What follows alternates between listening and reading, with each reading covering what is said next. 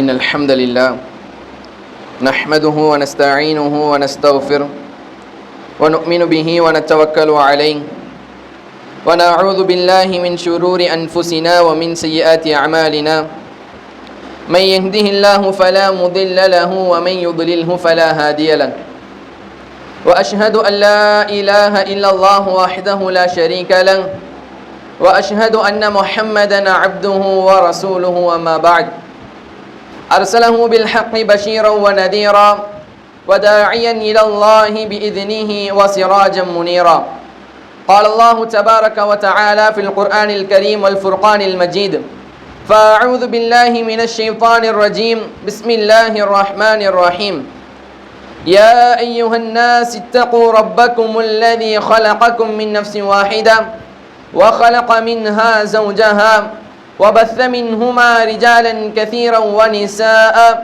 واتقوا الله الذي تساءلون به والأرحام إن الله كان عليكم رقيبا وقال أيضا يا أيها الذين آمنوا اتقوا الله حق تقاته ولا تموتن إلا وأنتم مسلمون وقال أيضا يا أيها الذين آمنوا اتقوا الله وقولوا قولا سديدا يصلح لكم أعمالكم ويغفر لكم ذنوبكم ومن يطع الله ورسوله فقد فاز فوزا عظيما قال نبينا صلى الله عليه وسلم فإن أصدق الحديث كتاب الله وأحسن الهدي هدي محمد صلى الله عليه وسلم وشر الأمور محدثاتها وكل محدثة بدعة وكل بدعة ضلالة وكل ضلالة في النار اللهم صل على محمد وعلى آل محمد كما صليت على إبراهيم وعلى آل إبراهيم إنك حميد مجيد اللهم بارك على محمد وعلى آل محمد كما باركت على إبراهيم وعلى آل إبراهيم إنك حميد مجيد رب اشرح لي صدري ويسر لي أمري واحلل عقدة من لساني يفقه قولي புகழும் புகழ்ச்சியும் ஏக இறைவனாகிய அல்லாஹ் ஒருவனுக்கே உரித்தாக்கி அவனது சாந்தியும் சமாதானமும் கண்மணி நாயகம் முஹம்மது முஸ்தபா ரசூலுல்லாஹி ஸல்லல்லாஹு அலைஹி வஸல்லம் அவர்கள் மீதும் அன்னாரின் வாழ்க்கை அடிச்சுவட்டை பின்பற்றி வாழ்ந்த உத்தம சத்திய சஹாபாக்கள் மீதும் தாபிஈன்கள் மீதும் தபா தாபீன்கள் மீதும் குறிப்பாக இந்த ஜும்ஆவுடைய தினத்தில் அல்லாஹ் இட்ட கட்டளையை நிறைவேற்றுவதற்காக அவருடைய இறை இல்லத்தில் ஒன்று குழும்பியுள்ள நம் அனைவர் மீதும் நின்று நிலவட்டுமாக என்று பிரார்த்தனை செய்தவனாக அல்லாஹ் சுப்ஹானஹு வ தஆலாவை எல்லா நிலைகளிலும் காலங்களிலும் சூழ்நிலைகளிலும் அஞ்சி வாழும்படி எனக்கும் உங்களுக்கும் உபதேசம் செய்தவனாக எனது உரையை ஆரம்பம் செய்கிறேன். அன்புள்ள சகோதரர்களே சகோதரிகளே அல்லாஹ்வின் நல்லடியார்களே, இன்று ஆகஸ்ட் 15 அன்னைக்கு நம்ம எல்லாம் காலையிலேயே குடியரசு தினம் சுதந்திர தினம்னு சொல்லி என்ன செஞ்சிருக்கிறோம், சுதந்திர தினம்னு சொல்லி கொடியேற்றி இருப்போம். இன்னைக்கு காலையில எல்லாரும் கொடியை இந்தியா கொடியை எடுத்து நம்முடைய நெஞ்சில சட்டப்பையில குத்திட்டு காலையில கொடியேற்றிட்டு வந்திருப்போம். ஏன் இதெல்லாம் நம்ம செய்யறோம் அப்படின்னா, சுமார் 200 ஆண்டுகளாக 1757 இருந்து 1947 வரைக்கும் கிட்டத்தட்ட 190 ஆண்டுகளாக இந்த இந்தியாவை ஆங்கிலேயர்கள் ஆட்சி செஞ்சுட்டு இருந்தாங்க. எதுல இருந்து 1757 இருந்து 1947 வரைக்கும் இந்த இந்தியாவை ஆங்கிலேயர்கள் அடக்குமுறை செஞ்சு ஆட்சி அதிகாரம் பண்ணி இந்த இந்தியாவில் இருக்கக்கூடிய வளங்களை அனைத்தையும் சுரண்டக்கூடியவர்களாக அந்த ஆங்கிலேயர்கள் இருந்தாங்க. அப்படி அந்த ஆங்கிலேயர்கள் இந்த நாட்டை அடக்குமுறை செய்யும் போதும் இந்த நாட்டில் இருக்கக்கூடிய வளங்களை நலங்களை சுரண்டிட்டு இருக்கும் போதும் இதை இப்படி நம்ம விடக்கூடாது, நம்முடைய நாடு நமக்கு சொந்தமானது, இந்த நாட்டில் இருக்கக்கூடிய வளங்கள் அனைத்தும் நமக்கு சொந்தமானது, இந்த நாட்டில் இருக்கக்கூடிய மக்கள் தான் அதை பயன்படுத்த வேண்டும், அதன் மூலியமாக லாபம் அடைய வேண்டும் என்று நம்முடைய முன்னோர்கள் அந்த ஆங்கிலேயர்களை எதிர்த்தார்கள். அந்த ஆங்கிலேயர்களை நம்முடைய முன்னோர்கள் எதிர்த்தார்கள், அவர்களோடு போர் செஞ்சாங்க, அவர்களோடு எதிர்த்து போராட்டங்களையும் கிளர்ச்சிகளையும் மேற்கொண்டார்கள். அப்படி அவர்களை எதிர்த்ததுல அதிகமான பங்கு யாருக்கு உண்டு அப்படின்னா இஸ்லாமியர்களுக்கு உண்டு. ஆனா இன்னைக்கு நம்ம இந்த நாட்டுக்கும் நமக்கும் ஏதோ சம்பந்தம் இல்லாத மாதிரி இருந்துட்டு இருக்கிறோம். எல்லாரும் என்ன சொல்றாங்க, இஸ்லாமியர்கள் இந்த நாட்டுக்கு எதுவும் செய்யல, இஸ்லாமியர்களுக்கும் இந்த நாட்டுக்கும் எந்த விதமான சம்பந்தமும் இல்லை, இஸ்லாமியர்கள் வெளிநாட்டிலிருந்து வந்தவர்கள், அவர்கள் வந்தேரிகள் என்று இன்று இஸ்லாமியர்கள் பார்த்து சொல்லிட்டு இருக்கிறாங்க. நம்ம கூட அது என்னன்னே கண்டுக்காத மாதிரியும் நமக்கும் இந்த நாட்டுக்கும் என்ன தொடர்பு இருக்குது, நம்ம இந்த நாட்டுக்காக என்ன எல்லாம் செஞ்சிருக்கிறோம், நம்ம இந்த நாட்டுக்காக எந்த அளவிற்கு இஸ்லாமியர்கள் அர்ப்பணிப்பு செஞ்சிருக்கிறாங்க, எந்த அளவிற்கு சுதந்திரத்திற்காக இஸ்லாமியர்கள் போராடி இருக்கிறாங்க, இந்த வரலாறு எதுவும் தெரியாம இந்த நாட்டுக்கும் நமக்கும் எந்த சம்பந்தமும் இல்லைங்கிற அடிப்படையில நம்ம வாழ்ந்துட்டு இருக்கிறோம். ஆனா உண்மையிலேயே இஸ்லாமியர்கள் அதிகமாக இந்த இந்தியா சுதந்திரம் பெற வேண்டும் என்பதற்காக தன்னுடைய இஸ்லாமியர்களும் சரி, இந்த இந்தியாவில் இருக்கக்கூடிய எல்லா மக்களும் சந்தோஷமாக, நிம்மதியாக, இன்பமாக, சுபிச்சமாக இந்த இந்தியாவில் இருக்கக்கூடிய நலன்களையும் வளங்களை அனுபவிக்க வேண்டும் என்பதற்காக இஸ்லாமியர்கள் பல பாடுகளை பட்டிருக்கிறாங்க. இஸ்லாமியர்கள் அதிகமான போராட்டங்களை மேற்கொண்டிருக்கிறாங்க இந்த இந்தியா சுதந்திரம் பெற வேண்டும் என்பதற்காக. அதுல சொல்ல போனோம் அப்படின்னா சிப்பாய் போர்னு சொல்லுவாங்க. எப்ப நடந்துச்சு அப்படின்னா 1858 நடந்த சிப்பாய் போர். இதற்கு தளபதியாக இருந்தவர் யார் அப்படின்னா ஒரு முஸ்லிம், அவருடைய பேரு அஹமதுல்லா ஷா. இந்த போருக்கு தளபதியாக இருந்தது ஒரு முஸ்லிம். இந்த போரில் கலந்து கொள்ளப்பட்ட வீரர்கள்ல 90% முஸ்லிம்கள் தான் இருந்தாங்க. இந்த இந்தியா சுதந்திரம் பெற வேண்டும் என்பதற்காக அந்த போரில் கலந்து கொண்டவர்கள்ல 90% பேர் இஸ்லாமியர்கள். அந்த போரில் கொல்லப்பட்டவர்கள்ல 80% பேர் இஸ்லாமியர்கள். அப்படியானா இந்த இந்தியா சுதந்திரம் பெற வேண்டும் என்பதற்காக இஸ்லாமியர்கள் தன்னுடைய உயிரை இந்த நாட்டிற்காக அதிகமாக செலவு, இந்த உயிரை கூட மாய்த்திருக்கிறார்கள். பல பொருளாதாரங்கள் ரீதியாகவும் பல கோடிகளை அந்த காலத்திலேயே இந்த இந்தியா சுதந்திரம் பெற வேண்டும் என்பதற்காக செலவு செஞ்சிருக்கிறாங்க. அது மட்டும் இல்ல, இன்னைக்கு நம்முடைய பசங்கள்கிட்ட கூப்பிட்டு கேட்டா சொல்லுவாங்க, சுதந்திர வீரர்கள் யாராவது சொல்லுப்பா அப்படின்னு சொல்லி என்ன சொல்லுவாங்க, எடுத்தோடையும் மகாத்மா காந்தின்னு சொல்லுவான். ரெண்டாவது கேட்ட என்ன சொல்லுவான், அதுக்கப்புறம் நேதாஜி சுபாஷ் சந்திர போஸ்ன்னு சொல்லுவாங்க. இது ரெண்டு விட்டா நம்மளுக்கு வேற பேர் தெரியாது. ஆனா உண்மையிலேயே சுபாஷ் சந்திர போஸுடைய படை தளபதி யாரு தெரியுமா? ஒரு முஸ்லிம், ஷானவாஸ் கான் என்று சொல்லக்கூடிய ஒரு முஸ்லிம். அந்த தளபதியினுடைய படையில் இருந்தவர்கள் 90% மக்கள் இஸ்லாமியர்கள். இந்த நாட்டிற்காக சுதந்திரத்திற்காக போராட்டம் செஞ்சவர்கள், போர் புரிந்தவர்கள் கிட்டத்தட்ட 70% பேர் இஸ்லாமியர்கள் தான் இந்த நாட்டுக்காகவும் சுதந்திரத்திற்காகவும் உயிர் தியாகம் செஞ்சிருக்கிறாங்க. ஆனா இன்னைக்கு இந்த வரலாறுகள் எல்லாம் மாற்றப்படுகிறது, மறைக்கப்படுகிறது, இருட்டடிப்பு செய்யப்படுகிறது. எந்த அளவுக்குனா உள்துறை அமைச்சர் பகிரங்கமாக நாடாளுமன்றத்தில் சொல்றாரு. என்ன சொல்றாரு? இந்த இந்தியாவுடைய வரலாறுகளை நாங்கள் மாற்றுவோம், மறைப்போம், எங்களை யாராலும் தடுக்க முடியாது. ஓப்பனா சொல்றாரு, வெளிப்படையா. இந்த இந்தியாவுடைய உள்துறை அமைச்சர் நாடாளுமன்றத்தில் சொல்றாரு, நாங்கள் இந்த இந்தியாவுடைய வரலாற்றுக்களை நாங்கள் மாற்றுவோம், நாங்கள் அதை மறைப்போம், இருட்டடிப்பு செய்வோம், எங்களை யாராலும் எதுவும் செய்ய முடியாதுன்னு சொல்லி இந்த நாட்டினுடைய உள்துறை அமைச்சரே பகிரங்கமா சொல்றாரு. நாமோ என்ன செஞ்சுட்டு இருக்கிறோம்? வரலாறு என்னமோ நமக்கு இதுக்கும் சம்பந்தமே இல்லாத மாதிரி நம்ம இருந்துட்டு இருக்கிறோம். வரலாறுகளை படிக்க வேண்டும், அப்பனாதான் வரலாறு படைக்க முடியும். நம்முடைய சமூகத்தினுடைய வரலாறு என்ன? இந்தியாவிற்காக நம்முடைய முன்னோர்கள் இஸ்லாமியர்கள் எந்த அளவுக்கு பாடுபட்டிருக்கிறாங்க, எவ்வளவு அர்ப்பணிப்புகளை செஞ்சிருக்கிறாங்க. படிக்கணும், படிச்சாவணும். படிக்கல அப்படின்னா நம்ம இந்த நாட்டை விட்டு வெளியேற்றப்படுவோம். நம்மளை பார்த்து என்ன சொல்லுவாங்க? வந்தேரின்னு தான் சொல்லுவாங்க. நமக்கே வரலாறு சரியாட்டி நம்முடைய நிலை என்ன? அல்லாஹ் தன் திருமறையில சொல்றான், ஃபக்குசுஸில் கஸஸ லஅல்லஹும் யதஃபக்கருன். நபியே, அவர்களுக்கு நீங்க வரலாறுகளை சொல்லி கொடுங்க, வரலாறுகளை நீங்க படிச்சு காமிங்க. லஅல்லஹும் யதஃபக்கருன், அப்பதான் அவங்க சிந்திப்பாங்க. அந்த வரலாறுகளை கொண்டு அப்பதான் சிந்திப்பாங்க. அதன் மூலமாக அவர்கள் சிந்திச்சு அதன் மூலமாக வெற்றி பெறுவாங்க. அல்லாஹ் தன் திருமறையில சொல்றான், ஃபக்குசுஸில் கஸஸ, வரலாறுகளை நீங்க படிங்க. அந்த வரலாறுகள்ல அதிகமான பாடங்கள் உண்டு, படிப்பினைகள் உண்டு. அந்த வரலாறுகளை படிப்பதன் மூலமா தான் நம்மால் சிந்திக்க முடியும். அன்புள்ள சகோதரர்களே, எல்லாம் நல்லடியார்களே, அப்படியானா கிட்டத்தட்ட 190 ஆண்டுகள் இந்த இந்தியாவினுடைய சுதந்திரத்திற்கு பாடுபட்டவர்கள், அதுல அதிகமான பேர் முஸ்லிம். ஆனா இன்னைக்கு கல்வி கூடங்கள்ல உள்ள புத்தகங்கள்ல எப்படி போடுறாங்க? கடைசி 90 ஆண்டு காலத்தை மட்டும்தான் போடுறாங்க. என்னது? 1857 இருந்து 1947 வரைக்கும் இந்த 90 ஆண்டு காலத்துல மட்டும்தான் போர் நடந்த மாதிரி, இந்த 90 ஆண்டு காலத்துல மட்டும்தான் அவர்கள் ஆங்கிலேயர்களை எதிர்த்த மாதிரி போடுவாங்க.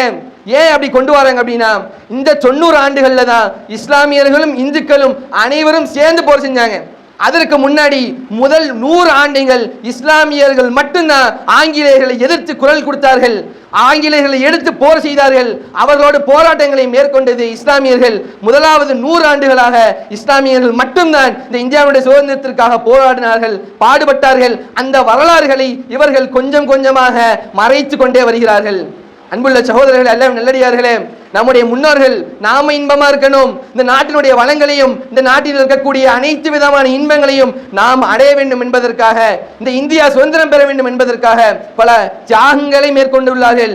ஆனா அவருடைய தியாகத்திற்கு வெளிப்பாடாக உண்மையிலே இன்னைக்கு நம்ம சுதந்திரமா இருக்கிறோமா? நமக்கு உண்மையிலேயே இந்த இந்தியாவில் இருக்கக்கூடிய எல்லா மக்களும் சுதந்திரமா இருக்கிறாங்களா? குறிப்பா இஸ்லாமியர்களாக இருக்கக்கூடிய நாமும் இந்த இந்தியாவில சுதந்திரமா இருக்கிறோமா அப்படின்னு பார்த்தா மிகப்பெரிய ஒரு கேள்விக்குறி அது இருக்குது. எந்த அளவுக்குனா, இன்னைக்கு சுதந்திரம்னா எப்படி ஆயிடுச்சுன்னா, யாரு வேணாலும் எப்படி வேணாலும் நடக்கலாம், அதான் சுதந்திரம்.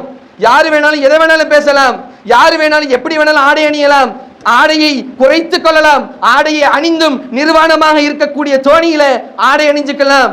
இது சுதந்திரம். யாரு வேணாலும் எப்படி வேணாலும் பேசலாம், யாரை பார்த்தினாலும் எந்த மதத்தை பார்த்தினாலும் இழிவுபடுத்தி பேசலாம், இது பெயர் சுதந்திரம்.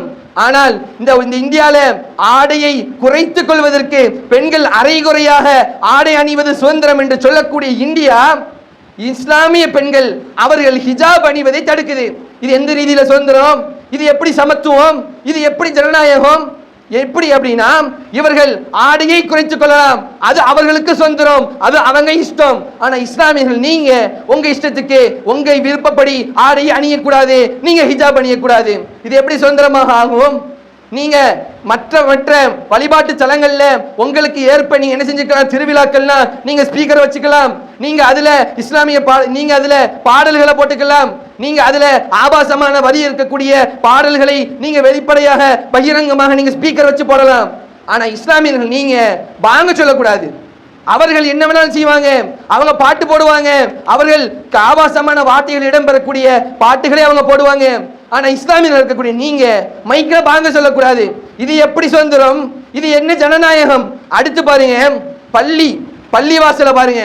இன்னைக்கு யார் வேணாலும் அவர்களுடைய மதத்தை அவர்களுடைய மதத்தினுடைய வழிபாட்டு தலங்களை கட்டலாம். ஆனா இஸ்லாமியர்கள் நீங்க புதுசா பள்ளி கட்ட முடியாது இன்னைக்கு. அதனாலதான் நம்ம ட்ரஸ்ட், மையம், தாவா சென்டர் இப்படி பேர் வச்சு நடத்திட்டு இருக்கிறோம். அவர்கள் இஸ்லாமியர்கள் இருக்கக்கூடிய பள்ளிவாசலை கூட தகர்த்து விட்டு அவர்கள் கோயில் கட்டலாம். ஆனா இன்னைக்கு நம்ம ஒரு பள்ளி கட்ட நினைச்சா கட்ட முடியாது. இது என்ன சுதந்திரம்? அடுத்து பாருங்க, யாரு வேணாலும் எப்படி வேணாலும் பேசலாம், இஸ்லாமியர்களை பத்தி தப்பா பேசலாம், இஸ்லாத்தை பத்தி தப்பா பேசலாம், இஸ்லாமியர்கள் குறை சொல்லலாம், இஸ்லாமியர்களை பத்தி என்ன வேணாலும் பேசலாம். ஆனா இஸ்லாமியர்கள் ஒரு மேடையில் ஏதாவது பேசிட்டா உடனே தூக்கிட்டு போயிடுவான், என்ன ஏன் உடனே தூக்கிட்டு போயிடுவான். இது என்ன சுதந்திரம்? யாரு வேணாலும் எப்படி வேணாலும் ஆடை அணிந்து கொள்ளலாம், ஆனால் இஸ்லாமியர்கள் தொப்பி போடக்கூடாது. யார் வேணாலும் சுதந்திர இந்தியா, உன்னுடைய இஷ்டப்படி நீ ஆடையை உடுத்தலாம், நீ எப்படி வேணாலும் இருந்துக்கலாம், நீ என்ன வேணாலும் பண்ணிக்கலாம். ஆனா இஸ்லாமியர்கள் நீங்க தொப்பி போடக்கூடாது, நீங்க தொப்பி போட்ட தீவிரவாதி நாங்க காமிப்போம். இது என்ன சுதந்திரம்? இது சுதந்திர இந்தியாவா? இதற்காக தான் நம்முடைய முன்னோர்கள் உண்மையிலே பாடுபட்டாங்களா? இது உண்மையிலே நம்ம சுதந்திர இந்தியாவை தான் நம்ம இருந்து கொண்டிருக்கிறோமா? அடுத்து பாருங்க, யார் வேணாலும் எதை வேணாலும் சாப்பிடலாம், யார் வேணாலும் என்ன வேணாலும் சாப்பிடலாம். ஆனா இஸ்லாமியர்கள் நீங்க மட்டும் மாட்டுக்கறி சாப்பிடக்கூடாது. நாங்க அதை வெளிநாட்டுகளுக்கு எக்ஸ்போர்ட் பண்ணுவோம். நாங்க இந்தியால இருந்து மாட்டு இறைச்சியை உலகளாவிய அளவுல இரண்டாவதாக அதிகமாக எக்ஸ்போர்ட் பண்ணக்கூடிய நாடு இந்தியா. ஆனா இஸ்லாமியர்கள் நீங்க மாட்டுக்கறி சாப்பிட்டீங்கன்னா உங்களை அடிப்போம், உங்களை கொல்லுவோம். இது என்ன சுதந்திரம்? இது என்ன ஜனநாயகம்? அடுத்து பாருங்க, இன்னும் இப்படி சொல்லிட்டே போலாம், ஏராளமான விஷயங்கள். இன்னைக்கு உண்மையிலேயே தீவிரவாதத்தை போதிக்கிறார்கள், உண்மையிலேயே பகிரங்கமாக கையில வாளு கையில துப்பாக்கி வச்சுட்டு வீடியோ போடுறாங்க. அவர்களை எல்லாம் எதிர்க்கல. நம்ம மதரசான்னு வச்சா அதுல நம்ம தீவிரவாதத்தை சொல்லி கொடுக்கிறோமா? அதுல நம்ம தீவிரவாதத்தை கற்றுக் கொடுக்கிறோம், அவர்களுக்கு வாளை வச்சு வாள் பயிற்சி கொடுக்கிறோம் அப்படின்னு சொல்லி இஸ்லாமிய மதரசாக்களை அவர்கள் முடக்குகிறார்கள். இது என்ன சுதந்திரம்? இப்படி எவ்வளவோ விஷயங்களை சொல்லலாம். இந்த நாட்டில் இஸ்லாமியர்களுக்கு மட்டும் பல சுதந்திரங்கள் பறிக்கப்படுகிறது, ஏனையவர்களுக்கு ரொம்ப அளவுக்கு மீறிய சுதந்திரம் கொடுக்கப்படுது. ஆனா இஸ்லாமியர்களுக்கு மட்டும் இந்த நாட்டில் சுதந்திரம் என்பது பறிக்கப்பட்டு கொண்டே இருக்கிறது அநேகமான வழிகளில். அன்புள்ள சகோதரர்கள், நல்லடியார்களே, இப்படி சொல்லிடலாம், எல்லாரும் குறை சொல்லலாம், இஸ்லாமியர்களுக்கு அது சரியில்லை, இஸ்லாமியர்களுக்கு இது சரியில்லை, இஸ்லாமியர்களுக்கு எந்த சுதந்திரம் இல்லை, எல்லாரும் சொல்லலாம். இதற்கான வழிகள் தான் என்ன? இஸ்லாமிய மார்க்கம் எல்லாத்தையும் கற்றுக் கொடுக்குது. உனக்கு ஆட்சி அதிகாரம் வேணுமா, நீ நிம்மதியா இருக்கணுமா, உன்னுடைய மார்க்கத்தை நீ சரியான முறையில பின்பற்றணுமா, நீ தாடி வைக்கணுமா, நீ நிம்மதியான முறையில எந்த ஒரு தங்கு திடையும் என்று நீ சொல்லணுமா, நீ குர்பானி கொடுக்கணுமா, அதற்கு அல்லாஹ் தன்னுடைய திருமறையில ஒரே வசனத்துல அழகிய முறையில நமக்கு அதுக்கான தீர்வை சொல்றான். நம்ம கஷ்டப்படுறோம், இந்த நாட்டில் அது இல்லை, இந்த நாட்டில் அது இல்லை, இஸ்லாமியர்கள் ஒடுக்கப்படுறாங்க, இஸ்லாமியர்களுக்கு பல அநீதிகள் செய்யப்படுது, இஸ்லாமியர்களை இஸ்லாம் என்ற பேரை சொன்னாலே, முஸ்லீமுடைய பேரை சொன்னாலே அடிக்கிறான், மாட்டுக்கறி சின்ன அப்படிங்கிறதுக்காக ஒருத்தர் கொள்றாங்க. இப்படி எல்லாம் சொல்றோம். இதற்கான வழிகள் தான் என்ன? நம்ம கடைசி வரைக்கும் இப்படிதான் இருக்கணுமா? நமக்கு சுதந்திரம் என்பது கிடைக்காதா? அல்லாஹ் தன் திருமறையில சொல்லி காமிக்கிறான், வஅதல்லாஹு அல்லதீன ஆமனு மின்கும் வஅமிலுஸ் ஸாலிஹாத். அல்லாஹ் தன் திருமறையில சொல்றான், ஈமான் கொண்டு நல்ல அமல் செய்யக்கூடிய முஃமின்களுக்கு அல்லாஹ் வாக்களிக்கிறான். அல்லாஹ் சொல்றான், அல்லாஹ் வாக்களிக்கிறான், இன்னல்லாஹ லா யுக்லிஃபுல் மியாத். அல்லாஹ் தன்னுடைய வாக்கை ஒருபோதும் மீற மாட்டான். அல்லாஹ் வாக்களிச்சா அப்படின்னா அதை நிகழ்த்தியே தீருமா, அதை நமக்கு தந்தே தீருமா. அல்லாஹ் சொல்றான், வஅதல்லாஹு அல்லதீன ஆமனு மின்கும் வஅமிலுஸ் ஸாலிஹாத். ஈமான் கொண்டு நல்ல அமல் செய்யக்கூடியவர்களுக்கு அல்லாஹ் வாக்களிப்பது என்ன தெரியுமா? லா யஸ்தக்லிஃபன்னஹும் ஃபில் அர்தி கமஸ்தக்லஃபல் லதீன மின் கப்லிஹிம். உங்களுக்கு முன்னாடி உள்ளவர்களுக்கு நாம் எப்படி இந்த உலகத்துல ஆட்சி அதிகாரத்தை நாம் கொடுத்தோமோ, உங்களுக்கு முன்னாடி வாழ்ந்த முஸ்லிம்களுக்கு, உங்களுக்கு முன்னாடி வாழ்ந்த உங்களுடைய மூதாதையர்களுக்கு நம்ம எப்படி ஆட்சியையும் அதிகாரத்தையும் நம்ம கொடுத்தோமோ, அதே போல ஆட்சி அதிகாரத்தை நான் உனக்கு தரேன். அல்லாஹ் சொல்றான், உனக்கு முன்னாடி உள்ள உன்னுடைய மூதாதையர்களுக்கும் உனக்கு முன்னாடி சென்ற சமூகத்தினருக்கும் நம்ம எப்படி ஆட்சி அதிகாரத்தை நம்ம கொடுத்தோமோ, அதே போல ஆட்சி அதிகாரத்தை, அதே போல சர்வ வல்லமும் உள்ள எல்லா விதமான ஒரு இதையும் ஆட்சி அதிகாரத்தையும் உனக்கு நான் தரேன். அல்லாஹ் அடுத்து சொல்றான், வலையும் அக்கினன்னலகும் தீனஹும் உள்ளதிர்த்தவாலகும். நீங்கள் பொருந்தி கொள்ளப்பட்ட, நீங்கள் இஸ்லாமிய மார்க்கத்தை ஏற்றிருக்கிறீங்க, நீங்கள் எந்த மார்க்கத்தை நீங்க விரும்புறீங்களோ அந்த மார்க்கத்தை கடைபிடிப்பதற்கு, அந்த மார்க்கத்தை சரியான முறையில் பின்பற்றக்கூடிய பாக்கியத்தையும் உனக்கு நான் தரேன். அல்லாஹ் சொல்றான், இன்னைக்கு நமக்கு நம்முடைய மார்க்கத்தை பின்பற்ற முடியல. தாடி வச்சுட்டு ஸ்கூலுக்கு போனா ஷேவ் பண்ணுன்னு சொல்றாங்க, தாடி வச்சுட்டு காலேஜுக்கு போனா ஷேவ் பண்ணிட்டு வரணும், தாடி வச்சா வேலை கிடையாது, ஃபர்தா போட்டா வேலை கிடையாது. எந்த அளவுக்குனா, ஸ்கூல்ல ஃபர்தாவை கலட்டிட்டு உள்ளவா, நீ டீச்சரா இருக்கணும்னா ஃபர்தா போட்டா உள்ள ஏத்த மாட்டேன் சொல்றாங்களா இல்லையா? அரசு பணியில இருந்தா நீ தொப்பி போடக்கூடாது, நீ தாடி வைக்க கூடாது சொல்றாங்களா இல்லையா? அந்த நேரத்துல தொழுகை, ஸ்கூலுக்கு போனா தொழக்கூடாது, தொழுகையினுடைய நேரம் வந்தா உன்னுடைய மார்க் இருக்கட்டும், எந்த இடத்துல நீ சொல்லக்கூடாது சொல்றாங்களா இல்லையா? அல்லாஹ் சொல்றான், உங்களுடைய மார்க்கத்தை நீங்கள் சரிவர பின்பற்றக்கூடிய பாக்கியத்தை, அந்த சூழலை உங்களுக்கு நான் ஏற்படுத்தி தரேன். அல்லாஹ் அடுத்து ஒன்று சொல்றான், வலையுபத்திலன்னஹும் மின் பஅதி கௌஃபிஹிம் அம்னா. நம்ம ரொம்ப உன்னிப்பா கவனிக்க வேண்டிய ஒரு வரிகள். அல்லாஹ் சொல்றான், உங்களுக்கு பயம் என்ற ஒரு தன்மையை நீக்கிட்டு ரொம்ப சந்தோஷமான, பாதுகாப்பான, நிம்மதியான ஒரு வாழ்க்கையை நான் தரேன். இன்னைக்கு எங்க பார்த்தாலும் பயம், எதுக்கு எடுத்தாலும் பயம் தான் நமக்கு. குறிப்பா இஸ்லாமியர்களுக்கு என்ன பண்ணாலும் பயம். இன்னைக்கு இருக்கிறோம், நாளைக்கு இருப்போமா, நாளைக்கு என்ன நடக்கும், நம்ம கூட பரவாயில்ல. இன்னும் அந்த வடக்குக்கெல்லாம் நம்ம போயிட்டோம்னா, இந்தியாவுடைய வட மாநிலங்களுக்கு போயிட்டோம்னா, இஷா தொழுதுட்டு போறான் பள்ளியில இருந்து, கல்ல ஃபஜருக்கு பார்த்தா அது கோயில். இஷா தொழுதுட்டு போறான் பள்ளியில இருந்து, ஃபஜருக்கு வந்து பார்த்தா அது கோயில் என்று சொல்றாங்க. நைட்டு கடை அடைச்சிட்டு வீட்டுக்கு போறாங்க, காலையில வந்து பார்த்தா கடை அனைத்தும் தரை மட்டமாக இருக்குது. ஏன்? அந்த கடைக்கு இஸ்லாமிய பேர் இருந்தனால, கடைக்கு இஸ்லாமிய பேர் இருந்தனால கடை தரைமட்டமாக்கப்படுகிறது, முஸ்லிம்களுடைய வீடுகள் சூறையாடப்படுகிறது, இஸ்லாமிய பெண்களுடைய கருப்பங்க பறிக்கப்படுகிறது.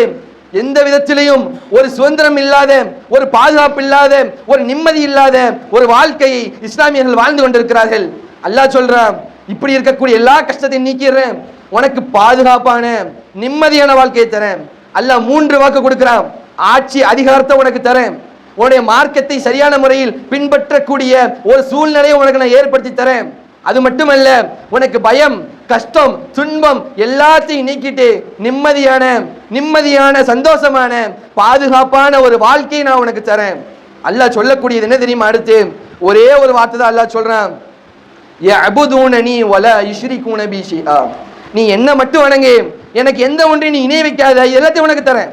அல்லாஹ் சொல்லக்கூடியது ஒன்னே ஒண்ணுதான், நீ என்னை மட்டும் வணங்கி வழிபட்டனாம், எனக்கு எந்த ஒன்றையும் இணையாக நீ வணங்காமல் என்னை மட்டும் நீ வணங்கி வழிபட்டனாம், இந்த 3ஐயும் உனக்கு நான் தரேன். நிம்மதியான வாழ்க்கையை தரேன், சந்தோஷமான வாழ்க்கையை தரேன், ஆட்சி அதிகாரத்தை கூட உனக்கு என்ன தந்துடுறேன், நீ என்ன மட்டும் வணங்கணும். இன்னைக்கு சமுதாயத்துல நம்ம இந்த அளவிற்கு பின்தங்கி இருக்கிறோனா, இந்த அளவிற்கு சுதந்திரமற்று இருக்கிறோனா, முக்கியமான காரணம் என்ன தெரியுமா? இஸ்லாமியர் என்று சொல்லிக்கொண்டே அல்லாஹ்விற்கு இணை வைக்கக்கூடியவர்களாக தான் இஸ்லாமியர் என்று சொல்றாங்க, முஸ்லீமுடைய பேர் வச்சுக்கிறாங்க, ஆனா கபர்ல போய் அங்க இருக்கக்கூடிய அவுலியாக்களை வணங்கக்கூடியவர்களாக இருக்கிறாங்க. அல்லாஹ்வை வணங்கிட்டு இய்யாக நஅபுது வ இய்யாக நஸ்தஈன், உன்னையே நாங்கள் வணங்குகிறோம், உன்னிடமே நாங்கள் உதவியை தேடுகிறோம் சொல்லிட்டு பக்கத்துல தர்கால போய் அந்த அவுலியாவிடத்தில் துவா கேட்கிறான். அந்த அவுலியாவிற்கு பல கராமத்துகள் இருக்குது, அவர்கள் நினைச்சா என்னுடைய கஷ்டத்தை போக்க முடியும்னு சொல்லி என்னைக்கோ மௌத்தான அவுலியாட்ட போய், என்னைக்கோ மௌத்தான மனிதர்கிட்ட போய் இன்னைக்கு துவா கேட்டுட்டு இருக்கிறாங்க.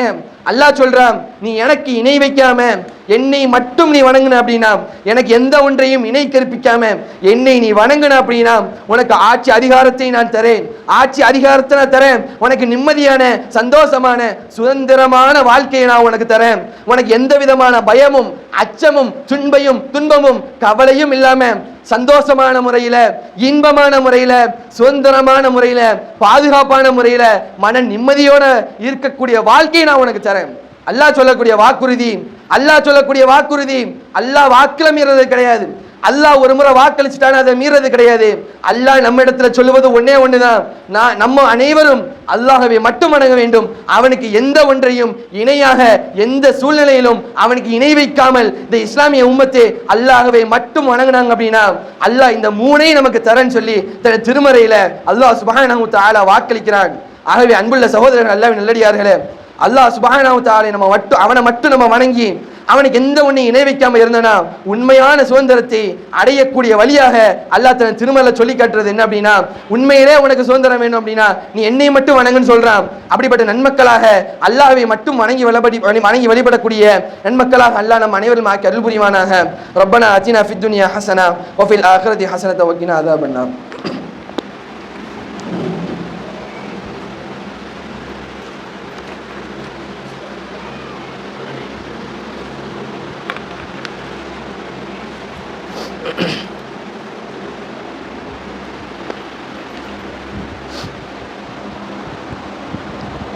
அல்ஹம்துலில்லாஹி ரப்பில் ஆலமீன் வல் ஆகிபத்து லில் முத்தகீன் வஸ்ஸலாத்து வஸ்ஸலாமு அலா சய்யிதினா முஹம்மத் வ அலா ஆலிஹி வ அஸ்ஹாபிஹி அஜ்மஈன்.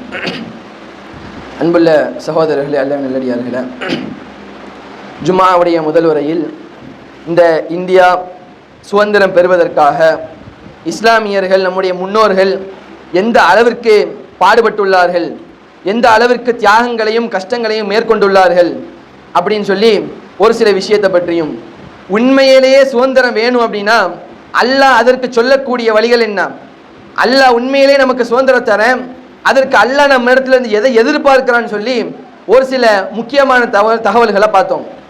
இந்த உலகத்துல சுதந்திரம் வேணும்னா இந்த காரியங்களை நம்ம செய்யணும். இஸ்லாமியர்களாக இருக்கக்கூடிய நமக்கு உண்மையான நிரந்தரமான சுதந்திரமான வாழ்க்கைனா எது? நாளைக்கு சொர்க்கத்துக்கு போறது. இந்த உலகத்துல என்னதான் நம்ம சுதந்திரமா இருந்தாலும் ஒருத்தருக்கு கீழே வந்துதான் ஆகணும். குழந்தை பிறந்துச்சு, ஒருத்தர் குழந்தையா இருக்கிறார் அப்படின்னா தந்தைக்கு கீழே இருந்துதான் ஆகணும். அதற்கப்புறம் அவர் என்னதான் ஒரு வேலை பார்த்தார் அப்படின்னா அதற்கு மேல ஒருத்தர் என்னதான் இருப்பாரு, ஒரு முதலாளின்னு ஒருத்தர் இருந்துதான் இருப்பாரு. ஒரு அமைச்சராகவே இருந்தாலும் அதற்கு மேல முதலமைச்சர் இருப்பாரு, முதலமைச்சர்னு ஒருத்தர் இருந்தாலும் அதற்கும் மேல பிரதமர்னு ஒருத்தர் இருப்பாரு. இப்படி இந்த உலகத்துல நம்ம வாழும் போது நமக்கு மேல நம்முடைய உயர்ந்தவர்கள் என்றுமே இருந்து கொண்டேதான் இருப்பார்கள். உண்மையிலேயே நம்ம சுதந்திரம் எப்போ ஒரு முஸ்லீமுக்கு கிடைக்கும்? உண்மையிலேயே ஒரு முஸ்லீமுக்கு சுதந்திரம் எப்ப கிடைக்கும் அப்படின்னா நாளைக்கு மறுமை நாள்ல அல்லாஹ் சுப்ஹானஹு வ தஆலா நம்மை பார்த்து அல்லாஹ் சொல்லுவான். அல்லாஹ் தன் திருமறையில சொல்லி காட்டுறான், உதுகுலுல் ஜன்னத அன்தும் வ அஸ்வாஜுகும் துஹ்பரூன். அல்லாஹ் சொல்றான், நீங்களும் உங்களுடைய மனைவிமார்களும் சொர்க்கத்துக்குள்ள போங்க. அல்லாஹ் சொல்லி காமிக்கிறான். நாளைக்கு மறுமையில அல்லாஹ் சொல்லுவான், நீங்களும் உங்களுடைய மனைவிமார்களும் சொர்க்கத்துக்குள்ள போய் இன்பமாக இருங்க அப்படின்னு அல்லாஹ் சொல்லுவான். அது வரைக்கும் சுதந்திரம் என்பது கிடையாது. ஒரு முஸ்லீமுக்கு உண்மையான சுதந்திரம் எப்போ? நாளைக்கு மறுமையில சொர்க்கத்துக்கு நம்ம எப்போ போறோமோ அதுதான் உண்மையான சுதந்திரம். அது வரைக்கும் பல கஷ்டங்களும் பல துன்பங்களும் இருந்துட்டே தான் இருக்கும். ரசூலுல்லாஹ் அதான் அழகா சொல்லி காமிப்பாங்க, அத்-துன்யா சிஜ்னுல் முஃமின் வ ஜன்னத்துல் காஃபிர். இந்த உலகம் காஃபிர்களுக்கு சொர்க்கம் மாதிரி இருக்கும். இந்த உலகம் காஃபிர்களுக்கு சொர்க்கம். ஆனா முஃமின்களுக்கு இந்த உலகம் ஒரு சிறைச்சாலை போலதான் இருக்கும். பல கஷ்டங்கள் இருக்கதான் செய்யும், பல துன்புறுத்தல்கள் இருக்கதான் செய்யும். அதிகார வர்க்கம் உங்களை இப்படிதான் பண்ணுவாங்க, உங்களை தாழ்த்ததான் செய்வாங்க, உங்களுக்கு பல கொடுமைகளை அனுபவிக்கக்கூடிய ஒரு சூழ்நிலை வரத்தான் செய்யும். முஃமின்களுக்கு இந்த உலகம் என்பது ஒரு சிறைச்சாலைன்னு சொன்னாங்க ரசூலுல்லாஹ். இந்த உலகம் என்பது காஃபிர்களுக்கு வேணா சொர்க்கமா இருக்கலாம். காஃபிர்கள் இந்த உலகத்துல சுகபோகமாக இன்பமாக இருப்பாங்க. முஃமின்கள் இந்த உலகத்துல வாழும் போது கஷ்டத்தோட சிறைச்சாலையில் இருக்கிற மாதிரி தான் இருப்பாங்க. ஆனா நாளைக்கு மறுமையில இதில் அப்படி எதிர்மறையா இருக்கும். முஃமின்கள் நாளைக்கு மறுமையில சொர்க்கத்திற்குரியவர்களாக சந்தோஷமாக சுகபோகத்தில் இருப்பார்கள். காஃபிர்கள் நாளைக்கு மறுமையில நரகத்தில் இருப்பாங்க. அப்ப உண்மையான சுதந்திரம் எது? நாளைக்கு மறுமையில சொர்க்கத்திற்கு போவதுதான் உண்மையான சுதந்திரம். இந்த சுதந்திரம் நமக்கு கிடைக்கிறதுக்கு நம்ம பாடப்படணும். இந்த உலகத்துல இந்த சுதந்திரத்திற்காக நம்ம போராடணும். இந்த சுதந்திரம் நாளைக்கு நான் சொர்க்கத்துக்கு போகணும் அப்படிங்கிற சுதந்திரத்திற்கு நம்ம போராடக்கூடியவர்களாக இருக்கணும். எப்படி போராடணும்? சொர்க்கத்துக்கு போகணும் எப்படி போராடணும்? எந்த ரோட்லயும் போய் உட்கார வேண்டிய தேவை இல்லை, எங்கேயும் மேடை போட வேண்டிய தேவை இல்லை, எந்த மைக்கையும் முடிச்சு பேச வேண்டிய தேவை இல்லை. அல்லாஹ் சொல்லக்கூடிய விஷயங்களை, சொர்க்கவாதிகளுடைய பண்புகளை, சொர்க்கத்திற்கு செல்லக்கூடிய காரியங்களை நம்ம இந்த உலகத்துல கொஞ்சமான முறையில அழகிய முறையில செஞ்சா போதும். ரொம்ப அதிகமா செய்யணும்னு அல்லாஹ் சொல்லல. அல்லாஹ் தன் திருமலை சொல்லி காமிக்கும் என்ன சொல்றான்? அல்லதி ஹலக்கல் மௌத வல் ஹயாத்த லியப்லுவக்கும் அய்யுக்கும் அஹ்ஸனு அமலா. அல்லாஹ் சொல்றது என்னது? உங்கள யாரு அழகிய முறையில அமல் செய்யறா என்பதை சோதிப்பதற்காக தான் உன்னை படைச்சிருக்கிறேன். உன்னை படைச்சதனுடைய நோக்கம் என்ன? யாரு அழகிய முறையில வணங்குறது. ரசூலா சொல்லி காமிப்பாங்க, நீங்க கொஞ்சம் அமல் செஞ்சாலும் அதை நீங்க தொடர்ந்து செய்யுங்க. நீங்க அதிகமா ஒரு நாள் செய்யறதை விட கொஞ்சமா நீங்க தொடர்ந்து செஞ்சீங்கன்னா அது அல்லாஹ்விற்கு விருப்பத்திற்குரியதுன்னு ரசூலா சொல்லி காமிச்சாங்க. ஆகவே நம்ம இந்த உலகத்துல உண்மையிலேயே நாளைக்கு மறுமையில சுதந்திரம் பெறணும் அப்படின்னா இந்த உலகத்துல கொஞ்சம் கஷ்டங்கள் பட்டாகணும். அந்த சொர்க்கத்துல நம்ம சுதந்திரமா இருக்கிறதுக்கு இந்த உலகத்துல நம்ம போராடி ஆகணும். ஆகவே அன்புள்ள சகோதரர்கள் எல்லாம் நல்லடியார்களே, உண்மையான சுதந்திரம் என்பது நாளைக்கு மறுமையில சொர்க்கத்துக்கு போவதுதான். அப்படி அந்த சொர்க்கத்திற்கு போகக்கூடிய நன்மக்களாக அல்லாஹ் நம் அனைவரும் அருள் புரிவானாக. அல்லாஹ் சொர்க்கத்திற்கு போகக்கூடிய அந்த பாக்கியத்தை நம் அனைவருக்கும் தந்த அருள் புரிவானாக. சொர்க்கவாதியினுடைய பண்புகளை தன்னுடைய வாழ்க்கையில் கடைபிடிக்கக்கூடிய நன்மக்களாக, சொர்க்கத்திற்கு செல்லக்கூடிய அமல்களை கடைபிடிக்கக்கூடிய நன்மக்களாக அல்லாஹ் நம் அனைவரும் ஆக்கி அருள் புரிவானாக. ரப்பனா அத்தினா ஃபித் துன்யா ஹஸனா வ ஃபில் ஆখিরাতি ஹஸனத வ கினா அஸாபன் நார்.